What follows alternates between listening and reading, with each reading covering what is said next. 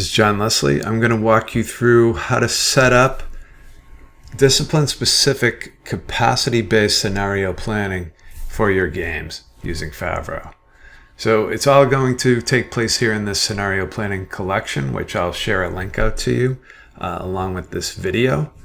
And in this collection is going to contain the backlogs and the boards necessary to build out different scenarios, see if we have enough available capacity per each discipline based on the overall scope of the game. So we're going to focus on this next-gen game feature backlog. Of course, you could also have an art asset backlog, maybe a levels backlog, everything that's going to make up this particular production. Now, of course, this assumes if you're going to be doing this scenario planning discipline-based, that you've broken down each one of your features into design estimates, engineering estimates, art, all the different disciplines that it's going to take to make this feature a reality. So for example, take cover, 5 days of design, 15 days of engineering, 7 days of art, so on and so forth, totaling up to, in this example, 37 ideal days worth of overall effort. Now this could be hours, it could be points, however you want to do your estimation.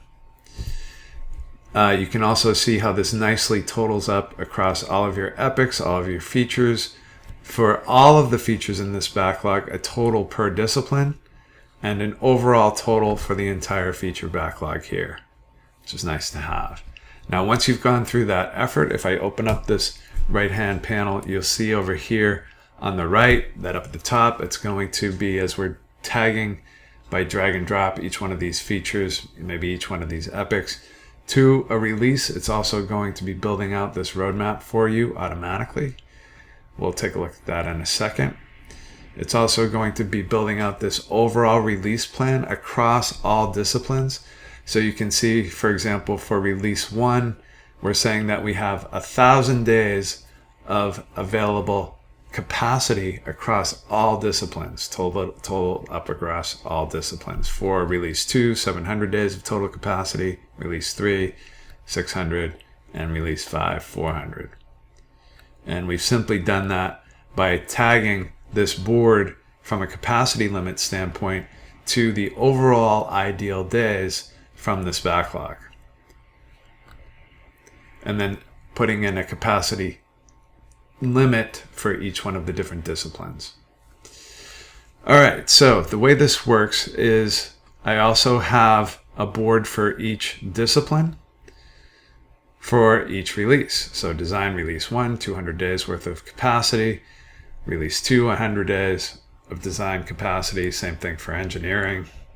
300 days of engineering capacity in release 1, 200 days of engineering capacity in release 2. And we're continuously going to be comparing that as we look at different scenarios to the feature scope as we drag and drop these in from the backlog. So we'll start with design, and we'll take a stealth mechanic, take cover, and drag that in here to release 1 for design. You can see that it also added it automatically to this overall release plan with the overall ideal days estimate across all disciplines, and added to this total of 257 days.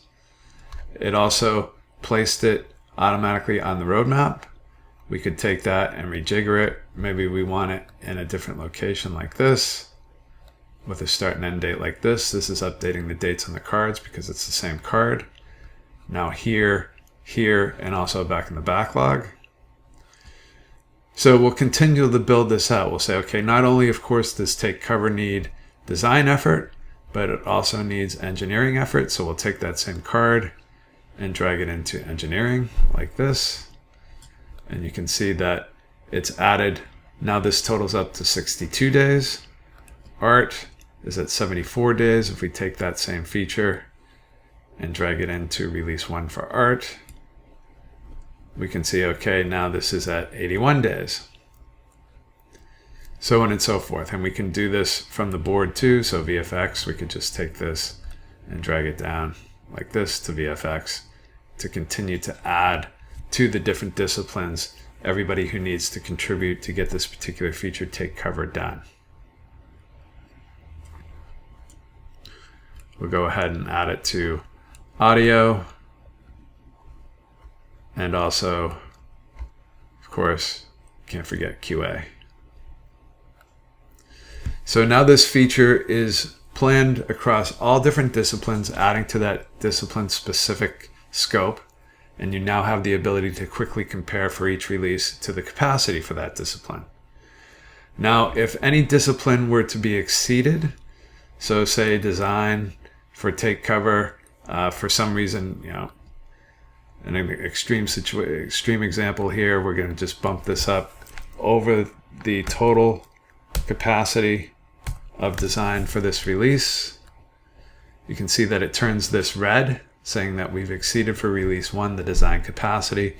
It's going to turn the overall board for design to yellow, indicating that we still have capacity across all 4 releases, but we've exceeded the capacity for at least one of them, in this case release 1. Where here, from an overall perspective, we're still looking okay across all disciplines for the 257 days worth of scope compared to the 1,000 days worth of capacity across all disciplines. So you can see how we can build this out. You can take any one of these features and say, okay, what would this look like instead if we were to do it in maybe release 2?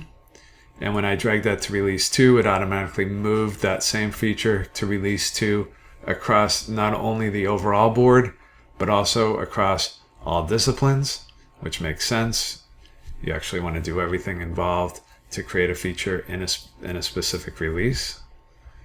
So keeping everything in sync across all disciplines. If I were to move it back and say, okay, let's keep it in release 1, it's automatically, again, going to move it back across all disciplines like this. Bring this back down to something that actually makes sense.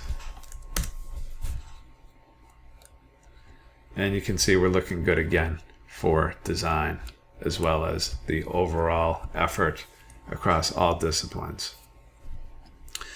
So there is a quick example of how you can use Favro to do discipline-specific scope versus capacity planning for your overall title.